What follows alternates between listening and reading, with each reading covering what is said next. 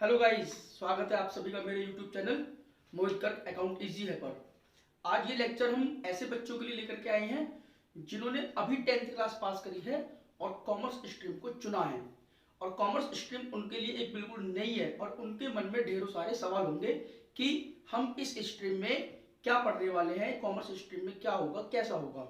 तो मैं आपको बता दूं, कॉमर्स स्ट्रीम में जब आप आते हैं तो मेनली आपको 3 सब्जेक्ट मिलते हैं, अकाउंटेंसी, इकोनॉमिक्स और बीएसटी।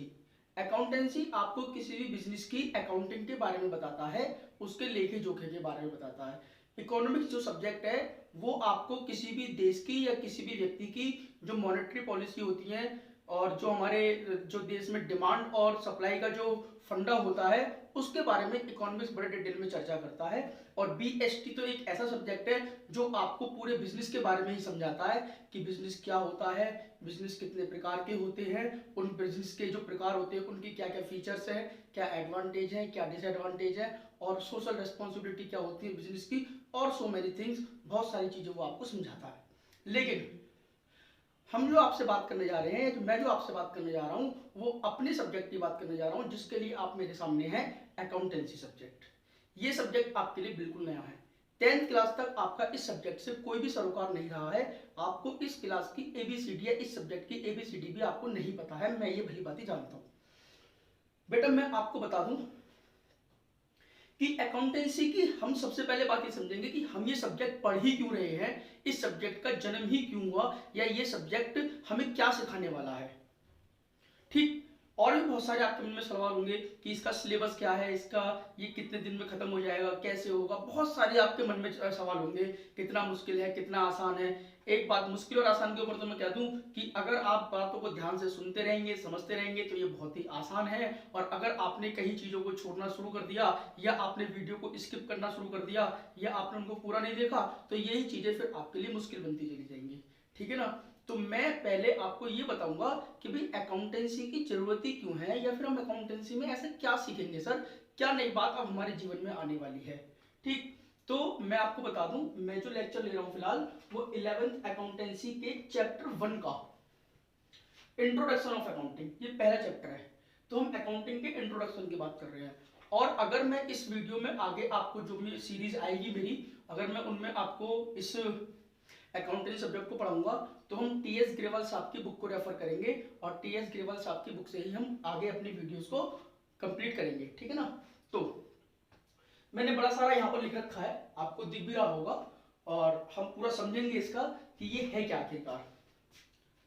देखो पहले आप एक बात समझो, आप जिस शहर में, जिस कस्बे में, जिस गांव में, या जिस जहां भी आप रहते हैं इंडिया के अंदर या कहीं भी आप जहां रहते हैं, आप अपने आसपास बहुत सारी दुकानें देखते हैं जो कि रिटेल शॉप होती हैं।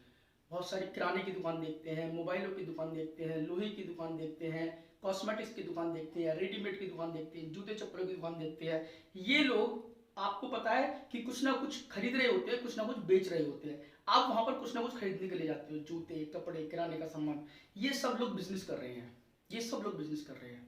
आप जरा सोच के देखो, ये सब रिटेलर हैं जिनसे आप खरीद के लेके आते हो। आप हैं एक कंज्यूमर जो आप उस चीज का उपयोग करते हैं, और जिनसे आप खरीद के लाते हो ऐसे लोगों को हम बोलते हैं रिटेलर बिजनेसमैन, यानी कि वो छोटे खुदरा व्यापारी होते हैं जिनसे आप खरीद के लेके आते हो। इनके ऊपर भी बिजनेसमैन होते हैं, उनको हम बोलते हैं जो होलसेलर होते हैं, जो सीधे कंपनियों से माल खरीदते हैं, जो सीधे प्रोड्यूसर से माल खरीदते हैं, जो सीधे मैन्युफैक्चरर से माल खरीदते हैं। और वो उनको हम बोलते हैं मैन्युफैक्चरर, सॉरी उनको हम बोलते हैं होलसेलर। होलसेलर रिटेलर को माल बेचता है और रिटेलर किसको माल बेचता है, कंज्यूमर को माल बेचता है। तो इसका मतलब जो मैन्युफैक्चरर होते हैं, मैन्युफैक्चरर किसी भी प्रोडक्ट की मैन्युफैक्चरिंग करते हैं। जैसे कि ये मार्कर है, मैं कौन हूं इस मार्कर का, मैं इस मार्कर के लिए कंज्यूमर हूं। और जिस दुकान से मैंने ये मार्कर खरीदा है, जिस भी मैंने स्टेशनरी की शॉप से मार्कर खरीदा, वो कौन है, इसका रिटेलर। और इस स्टेशनरी वाले ने जिससे मैंने खरीदा है, इसने भी किसी होलसेलर से खरीदा होगा, किसी बड़े व्यापारी से खरीदा होगा, वो होलसेलर है। और क्योंकि ये डोम्स का मार्कर है तो डोम्स कंपनी इसकी क्या है, मैन्युफैक्चरिंग करती है। ठीक है ना। तो इस तरीके से एक पूरी सीरीज चलती है बेटा बिजनेस के अंदर। तो ये जो बिजनेस हो रहे हैं, ये जो सेल परचेज हो रही है, इन्हीं में अकाउंटिंग होती है। सर इनमें अकाउंटिंग होती है, बड़ी अच्छी बात है, लेकिन ये बताओ कि अकाउंटिंग की जरूरत ही क्यों पड़ी, क्यों ये सब्जेक्ट हम पढ़ने जा रहे हैं, क्या जरूरत है इस अकाउंटिंग को पढ़ने की, वो आप हमें जरा समझाने की कोशिश करो, क्योंकि अभी हमारी शुरुआत है। आप हमें टेक्निकल बातों में मत उलझाओ, सीधी सीधी सी बात, ये सब्जेक्ट पढ़ने की जरूरत ही क्यों पड़ी। ओके चलो मैं आपकी समस्या का समाधान करता हूँ। देखो मैं एक एग्जाम्पल के थ्रू आपको अपनी बात समझाता हूँ। सोचो जब कभी अकाउंटिंग ना रही होगी तो क्या हुआ होगा। हालांकि अकाउंटेंसी का सब्जेक्ट बड़ा जन्मों पुराना है बेटा, कई सालों से हमारे देश में। ऊपर भी कहते हैं कि वो क्या नाम है, चित्रगुप्त भी अकाउंटिंग करते हैं, वो भी लेखा जोखा करते हैं। तो अकाउंटिंग को नया नहीं है, ये वर्षों पुराना और राजा महाराजाओं के समय चला आ रहा है। लेकिन फिर भी मैं अपने एग्जाम्पल के माध्यम से आपको समझाने की कोशिश करता हूँ, शायद आपको मेरी बात समझ में आ जाए। ठीक, मैंने एक एग्जाम्पल लिया है। ये कोई झलक नाम के एक स्टूडेंट है, मेरी स्टूडेंट है, झलक नाम की स्टूडेंट है। तो इस झलक ने ये सोचा कि भाई मेरी 12th और बीकॉम अगर मेरी कंप्लीट हो गई है तो मैं क्यों ना अपना एक बिजनेस डाल लूं, क्यों ना मैं भी कुछ अर्निंग करनी शुरू कर दूं। तो इन्होंने क्या काम किया, इन्होंने अपना एक बिजनेस शुरू करा, और इन्होंने बिजनेस जो करा वो अपनी किराने की शॉप खोली इन्होंने, यानी कि इन्होंने अपनी एक किराना शॉप यानी कि जहां पर हल्दी, दाल, चावल, मिर्च, मसाले ऐसी चीज बिकती है। ठीक, देखो कोई भी आदमी जब कोई व्यापार करता है, या झलक भी जब कोई व्यापार करेंगी, तो ये व्यापार करने के लिए इनको पैसे की जरूरत पड़ती है। कुछ अमाउंट इनको अपने उस बिजनेस में इन्वेस्ट करना पड़ता है। बिल्कुल सही बात। जब भी कोई व्यक्ति अपना कुछ पैसा अपने बिजनेस में इन्वेस्ट करता है उसको हम बोलते हैं कैपिटल। क्या बोलते हैं उसको? कैपिटल। तो इन्होंने अपनी किराना शॉप में जो पैसा इन्वेस्ट करा उसको हमने क्या बोला? कैपिटल। ओके बेटा, ठीक, यानी कि amount invested by the owner in the business we called it capital. Okay, ठीक। अब ये कैपिटल हम बिजनेस में क्यों लगा रहे हैं, हम ये पैसा बिजनेस में क्यों लगा रहे हैं, ये समझने की कोशिश करिए। आप जब झलक ने वो पैसा बिजनेस में लगाया तो झलक को क्या करना पड़ेगा, उस पैसे से पहले तो वो दुकान ही खरीदेंगी। अगर वो दुकान अपनी नहीं खरीदती है तो हो सकता है कि उनको पगड़ी पर, आजकल कहते हैं ना कि पहले कुछ एडवांस दे करके हम दुकान ले लेते हैं किराए पर, फिर उसका महीने भर किराया जाता रहता है, ऐसा भी चलता है। तो कुछ लोग अपनी खरीद लेते हैं, कुछ लोग पगड़ी पर दुकान को ले लेते हैं, कुछ एडवांस दे करके मंथली रेंट पर ले लेते हैं। दुकान लेंगे तो फिर आपको पता है उस दुकान की पेंटिंग भी करानी पड़ेगी, पेंट कराना पड़ेगा उसके अंदर, फर्नीचर लगवाना पड़ेगा उसके अंदर, इलेक्ट्रिसिटी की फिटिंग करवानी पड़ेगी उसके अंदर, और फिर उसके अंदर अगर आपका किराने का काम है तो आपको किराने का सामान भी उसके अंदर डालना पड़ेगा, हल्दी, मिर्च, मसाले, ये सब आपको वहां पर जाके डालना पड़ेगा। फिर जब आप डाल दोगे उसमें, दुकान आपकी बनके तैयार हो जाएगी। आपने एक लड़का भी दुकान पे रख लिया सामान लेने देने के लिए तो फाइनली फिर आप अपनी दुकान का क्या करोगे, इनॉग्रेशन करोगे। तो झलक ने भी ऐसे ही करा। झलक ने क्या काम किया, कैपिटल लगाई, इन्होंने दुकान खरीदी, फर्नीचर खरीदा, इलेक्ट्रिसिटी की फिटिंग करवाई, एक कंप्यूटर भी रखा बिल वगैरह बनाने के लिए। अच्छा खासा इन्होंने एक रिटेल शोरूम खोला था, और इन्होंने कुछ गुड्स खरीदे। हम जिस कमोडिटी में व्यापार करते हैं, हम जिस वस्तु का लेन देन करते हैं, हम जिस चीज को बेचते हैं अपनी दुकान पर, वो गुड्स होती है बेटा, ठीक है ना। उसको हम स्टॉक ही बोलते हैं। हमारी दुकान में चीनी का इतना स्टॉक है, हमारी दुकान में आटे दाल चावल का इतना स्टॉक है, तो उनको हम गुड्स बोलते हैं बेसिकली। तो इन्होंने गुड्स भी खरीदे। तो इस पैसे को इन्होंने इन्वेस्ट करा तरह तरह की असेट्स में। फर्नीचर में इन्होंने इन्वेस्ट करा, इलेक्ट्रिसिटी की फिटिंग इन्होंने करवाई, और कंप्यूटर इन्होंने खरीदे। बहुत से लोग गाड़ियां भी खरीदते हैं, और क्या नाम है, दुनिया भर की इन्वेस्टमेंट जो करते हैं, गुड्स में भी उनको इन्वेस्टमेंट करनी पड़ती है। ठीक, तो किराना शॉप का इन्होंने इनॉग्रेशन करवाया, इनॉग्रेशन हो गया। आज पंडित जी आ गए, इन्होंने दुकान खोलनी शुरू कर दी। अब इन्होंने दुकान में बैठना शुरू कर दिया। दुकान पर जो इन्होंने सामान खरीदा होगा वो पता है आपको कि किसी न किसी सप्लायर से इन्होंने खरीदा होगा। तो सप्लायर से इन्होंने गुड्स क्या करे होंगे, परचेज करे होंगे। तो गुड्स परचेज करने के बाद में किराना शॉप में इन्होंने डाले, और किराना शॉप को फिर इन्होंने इनॉग्रेशन कर करके माल को सेल करना शुरू कर दिया। बहुत सारे इनके अपने फ्रेंड हैं, इनके बहुत सारे कस्टमर हैं, आरती, कनिका, मनोरमा, शिखा, तान्या करके ऐसे ढेरों कस्टमर इनके आसपास में हैं। झलक ने एक बड़े ही अच्छे तरीके से अपना व्यापार शुरू किया। इनके कस्टमर दिन पे दिन बढ़ते रहे, और झलक ने शुरू में कैश सेल करनी शुरू करी, नगद माल बेचना। क्या मैंने बोला, नगद। कैश सेल क्या होती है कि इन्होंने कुछ सामान दिया, मान लो 5 किलो चीनी लेने के लिए इनके पास आरती आई, तो आरती ने इनको क्या काम करा, 5 किलो चीनी के मान लो 250 रुपए बनते हैं, तो आरती ने इनको 250 रुपए दिए, और इन्होंने आरती को 5 किलो चीनी दे दी। बेटा ये जो चीजें होती है बिजनेस में लेन देन होते हैं, कुछ खरीदना कुछ बेचना, समथिंग इन रिटर्न लेना देना पैसे के बदले में। कनिका ने भी कुछ ऐसे सामान खरीदना शुरू करा, मनोरमा ने भी सामान खरीदना शुरू करा इनसे। तो ऐसे करके इनके कस्टमर बढ़ते चले गए। तो नगद सामान लेते, नगद सामान देते, इनको कोई टेंशन ही नहीं थी। झलक भी अपने मजे में थी कि पैसा नगद आ रहा है, पैसा नगद जा रहा है, मुझे कोई टेंशन ही नहीं है। ऐसे ये क्या करती थी, सप्लायर से नकद खरीदना और नकद बेचना, इनको कोई टेंशन नहीं थी, ये किसी भी चीज का हिसाब किताब नहीं रखती थी, इनके पास कोई भी दिक्कत वाली बात नहीं आ रही थी। लेकिन समय फिर ऐसा आया कि लोगों ने इनसे उधार खरीदना शुरू किया, और जब उधार बेचना इन्होंने शुरू करा तो इन्होंने इस बात का ध्यान नहीं रखा था। वो होता क्या, मैं आपको जल्दी बताता हूँ। मान लो मेरी दुकान पे आज झलक की दुकान पे कोई कस्टमर आया, झलक से कहा, मान लो इनकी फ्रेंड गई आरती इनके पास, तो आरती ने कहा कि भाई मेरे को 5 चॉकलेट दे दो, झलक ने कहा ले 5 चॉकलेट कोई दिक्कत नहीं है, 50 रुपए की चॉकलेट दे जाएगी, वैसे कोई दिक्कत नहीं। फिर उसके बाद तान्या आई इनके पास में, फिर इनके पास सिखाई, कभी कोई इनसे 5 किलो चीनी लेके जा रहा है, कभी कोई इनसे आधी किलो मिर्ची लेके जा रहा है, कभी कोई इनसे 5 कुरकुरे के पैकेट लेके जा रहा है, कभी कोई इनसे 2 लीटर की बोतल लेके जा रहा है। झलक कहती है मैं बहुत माइंडेड हूँ, मैं कुछ भूलूंगी ही नहीं, मुझे कोई दिक्कत नहीं, मैं सब याद रखूंगी। तो ये अपने यहाँ पर जो भी उधार देती थी ना उसको लिखती नहीं थी। एक दिन ऐसे ही हुआ, दूसरे दिन इन सब ने क्या काम करा, इन सब ने अपने पापा को बताया कि मेरी हमारी फ्रेंड ने दुकान खोली है और वो बड़ा अच्छा सामान बेचती है। तो इन्होंने कहा ठीक है, एक काम करो, उन्हीं की दुकान से सामान ले लिया करेंगे और महीने के महीने उनका हिसाब कर दिया करेंगे। तो इन सब ने अपने घर का सारा सामान झलक के यहाँ से लेना शुरू कर दिया। अब जब सामान लेना शुरू कर दिया, झलक के कस्टमर बढ़ते चले गए, तो झलक के उधार लेन देन ज्यादा शुरू हो गए। और जब इनको उधार बेचना पड़ा, तो इनके साथ मजबूरी ये आई कि इनको फिर उधार खरीदना भी पड़ा। अब झलक 1 दिन 2 दिन 3 दिन तक की तो बातों को याद रखती रही, कोई दिक्कत नहीं है। लेकिन जैसे ही चौथा दिन फिर रिपीटेड ट्रांजेक्शन सुन लगी, आरती फिर से 5 चॉकलेट ले गई, कोई इनसे, तानिया फिर इनसे कुरकुरे के पैकेट लेके आई, मनोरमा फिर इनसे क्या नाम है कुछ नमकीन वगैरह लेके आई। ऐसे सामान इनके पास में जाता रहा। 5 6 7 दिन बीत गए और फिर एक दिन ऐसा हुआ, झलक जो पहले दिन की ट्रांजेक्शन थी उनको इन्होंने भूलना शुरू कर दिया। क्योंकि देखो आदमी की जो स्मरण शक्ति होती है ना, जो मेमोरी होती है, वो एक समय तक ही जो रोजमर्रा की बातें होती है उनको याद रख सकते हैं, उसके बाद फिर वो भूलना शुरू कर देता है। हाँ, हमारे जीवन में कोई बड़ी घटनाएं होती हैं तो वो हमको याद रहती हैं, लेकिन अगर हमारे जीवन में रोजमर्रा में कोई चीज होती है तो हमको याद नहीं रखता। जैसे कि आप सोच के देखो, 3 दिन पहले आपने कौन से कपड़े पहने थे आपको याद ही नहीं होगा, या 3 दिन या 2 दिन पहले आपने क्या खाया था, नाश्ते में क्या बना था या लंच में क्या, वो आपको याद नहीं होगा। हम बहुत सारी जो रिपीटेड चीजें होती हैं हम उनको बहुत जल्दी भूल जाते हैं। ठीक वैसे झलक के साथ हुआ, तो झलक के साथ में रिपीटेड ट्रांजेक्शन जो होने लगी ना, तो झलक की जो मेमोरी थी अब उसने भी उसका साथ देना छोड़ दिया और वो बातों को भूलना शुरू करती गई। अब झलक के लिए यहाँ पर एक बड़ी समस्या आ गई कि भाई मैं उधार में लेन देन कर रही हूँ तो मेरे को तो ऐसे तो मेरा बिजनेस फेल हो जाएगा, अगर मान लो मैं भूलना शुरू कर दूंगी तो मेरे पैसे कैसे आएंगे, तो मुझे क्या करना चाहिए। तो झलक ने मेरे से पूछा कि सर मैंने एक बिजनेस किया है किराने का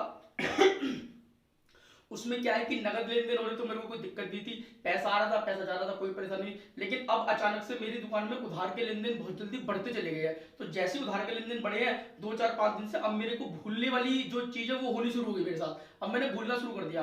तो मैंने कहा झलक इसमें परेशान होने वाली बात नहीं है बेटा, देखो मेरी बात सुनो, आप भूलो ना, इसके लिए आप एक काम करो, आप बाजार से एक रजिस्टर खरीद के लाओ। ठीक है सर, ये रजिस्टर झलक ने खरीदा। तो मैंने झलक को ये बताया, झलक आप एक काम करो बेटा, इसमें ना आप दिन प्रतिदिन, जैसे मान लो आज 1 अप्रैल है तो आप इसमें डेट डालो, इसमें आप इसमें ऊपर लिखो 1 अप्रैल 2020। ठीक, अब सुबह से शाम तक तुम्हारे पास जितने भी कस्टमर उधार के लिए आएंगे तो उनको यहां पर लिखते रहना कि आज मेरे पास से 5 चॉकलेट झलक क्या नाम है मनोरमा लेके गई, या आरती लेके गई कुरकुरे के पैकेट, या फिर वो चिप्स के पैकेट लेके गई, या फिर वो, तो आपका क्या होगा, आप यहाँ पे लिख के रखोगे ना तो फिर आप भूलोगे नहीं, क्योंकि आपके पास लिखित है, आपके पास रिकॉर्ड है उस चीज का। जब आपके पास रिकॉर्ड होगा तो आपके भूलने की समस्या खत्म हो जाएगी। तो यहाँ पर 1 तारीख का, फिर ऐसी जब अगले दिन आओगे आप 2 तारीख में, तो आप 2 अप्रैल को यहाँ पर ऐसी तारीख डाल देना, फिर उस दिन जो भी उधार कस्टमर आपसे लेके जाए आप उनको लिख लेना। और आप ऐसा भी कर सकते हो कि जिन सप्लायर से आप उधार खरीद रहे हो तो उनको भी यहाँ पर जमा करते रहो, कोई कस्टमर आपको पैसे देके चले जाए तो उसको भी, तो ये सारी चीजें चलती रहेंगी ऐसी। बोले सर ठीक है, ये तो बड़ी अच्छी बात है, आपने मुझे सही बताया। ये रिकॉर्डिंग करना जो होता है ना बेटा, ये रिकॉर्डिंग, यहाँ से असली अकाउंटिंग की शुरुआत हो रही है, यहाँ से जन्म हुआ है अकाउंटेंसी का। क्योंकि मनुष्य की स्मरण शक्ति बहुत छोटी होती है, वो ज्यादा दिन तक बातों को याद नहीं रख पाता है, इसीलिए अकाउंटेंसी का जन्म हुआ। कि बिजनेस में तो इतने ढेरों लेन देन होंगे भैया, कहां तक याद रखोगे उनको, उनको लिखना शुरू कर दो। ये लेन देन होने शुरू हुए, ठीक है ना। तो फिलहाल तो मैं आपको बता दूं कि झलक ने क्या काम करना शुरू किया, 1 तारीख 2 तारीख 3 तारीख, ऐसी झलक ने 4 5 6 पूरे महीने का ऐसी लिखती चली गई, वो ऐसी लिखती चली गई, यहाँ पर कहीं यहाँ पे कभी यहाँ पे, ऐसी पूरे 30 दिन तक। 1 महीना बीत गया बेटा, रिकॉर्डिंग झलक के पास है, ध्यान रखना। अब झलक भूलेगी नहीं, उसका पैसा मरेगा नहीं, इस बात से बेफिक्र रहना। ओके सर आगे क्या हुआ, आगे समझाओ। आगे क्या हुआ बेटा, इस कहानी में ट्विस्ट आया, कहानी में 1 महीना पूरा हुआ। आरती झलक के पास पहुंची, झलक की दुकान पे कस्टमर खड़े हुए थे, कोई तेल लेने के लिए खड़ा हुआ था, कोई चीनी लेने के लिए खड़ा हुआ था, कोई नमक लेने के लिए खड़ा हुआ। आरती पहुंची अपनी मोटरसाइकिल लेके। आरती बोली झलक फटाफट से मुझे बता कि पूरे महीने का क्या हिसाब और अपने पैसे ले ले। झलक बोली बस 1 मिनट रुक, मैं तेरे सारे पैसे लिख रखे हैं, मैं कॉपी में देखती हूँ। अब झलक ने फटाफट से 1 अप्रैल की डेट खोली और उसमें देखी झलक आरती का नाम कहां पर है, आरती आरती आरती। 1 तारीख में आरती कुछ नहीं लगी, फिर 2 तारीख में आरती आरती आरती आरती आरती, 2 तारीख में भी आरती नहीं है, फिर 3 तारीख में आरती आरती आरती कहीं नहीं है। उधर एक कस्टमर कह रहा चीनी चीनी, वो चीनी लेके बोले तुम्हें भैया एक काम करो तुम हिसाब ही देख लो, मैं चीनी कहीं और से ले लूंगा। कस्टमर गया। 4 तारीख आरती है ही नहीं, 5 तारीख आरती, ओहो 60 रुपए कुरकुरे की लेगी, तो 60 रुपए लिख लिया, 60 रुपए। ऐसे करके 30 पन्ने पलटने भैया झलक को, 30 पन्ने पलटने ऐसे करके। तो कहीं 5-7 दिन की ट्रांसफर उसकी लिखी हुई होंगी। झलक की बड़ी दिक्कत, उधर कस्टमर खड़े हुए हैं, इधर आरती। आरती बोली झलक एक काम कर, तेरे को टाइम लगेगा, तू हिसाब बना के रख लियो, मैं बाद में आऊंगा पैसे देने के लिए। लो जी, आरती भी चली गई। और इधर पता पड़ा कि वो चीनी वाले और तेल वाले जो कस्टमर थे ना वो भी चले गए। झलक अब माथा पकड़ के बैठी हुई, अब मैं क्या करूं, मेरे तो इधर वो ग्राहक भी चले, क्या नाम है, पैसे देने के लिए आरती आई थी वो भी चली गई, इधर मेरे ग्राहक भी चले गए, ये तो बड़ी दिक्कत वाली बात है। ठीक है, तो अब झलक क्या करेंगी, झलक को फिर समस्या आ गई कि भाई मैंने लिख तो लिया ये तो ठीक है, लेकिन इसमें ढूंढूं कहां पर, मेरे तो कम से कम आज 100-150 कस्टमर हो गए जिनको मैं उधार माल बेचती हूँ, और फिर मैं इनको कैसे ढूंढने का काम करूं, ये तो बड़ी दिक्कत वाली बात है। मेरे को तो घर बैठ के पर्चे बनाने पड़ेंगे, ये तो बड़ी समस्या हो जाएगी। हाँ बिल्कुल बनाने पड़ेंगे, लेकिन इस समस्या का एक समाधान और भी है।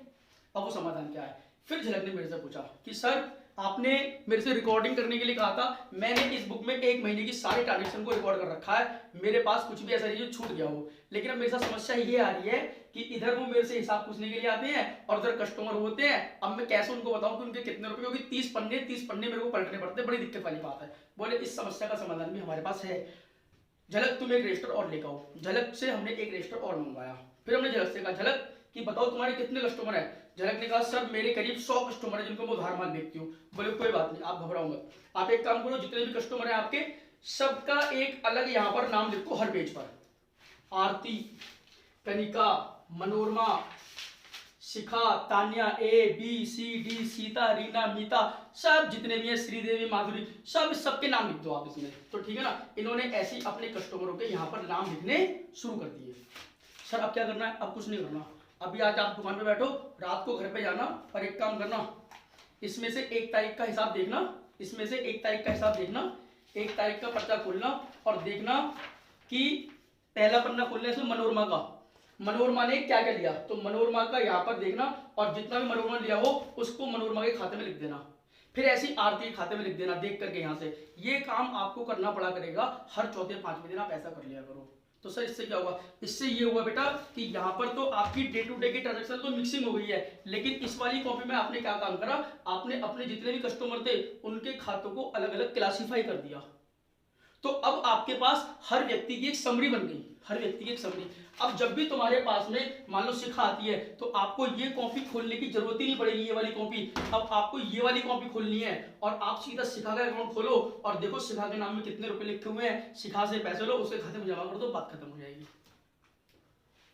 ये है हमारी अकाउंटिंग और ये है हमारी बुक कीपिंग। इस वीडियो में इससे ज्यादा नहीं समझा रहा आपको, अब इसके आगे की बात मैं आपको अगली वीडियो में, क्योंकि अभी डिटेल बहुत ज्यादा है, मुझे ये पूरा मीनिंग समझाना है यहाँ पर, ठीक है ना, उसके बाद फिर मैं आपसे चर्चा करूंगा इस बात की, ठीक है ना। अभी के लिए हम इसको यही रोकते हैं। ओके, आई होप कि आपको वीडियो समझ में आई हो। फिर भी अगर कोई यहाँ पर बात रह गई हो, कोई भी बात अगर आपको लग रही हो कि हाँ इसमें गुंजाइश है अभी करने की, तो आप मेरे को कमेंट बॉक्स में जरूर लिखो, मैं उसको जरूर पूरा करूंगा। कोई भी आपके मन में डाउट हो तो उसे मुझे जरूर बताना। ओके बेटा, बाय। हाँ, इस वीडियो का अभी क्लाइमैक्स बाकी है, ये कहानी अभी पूरी नहीं हुई है, इस कहानी को हम नेक्स्ट वीडियो में ढंग से समझेंगे, ठीक है ना। तो stay tune, stay home, stay safe. Okay, bye.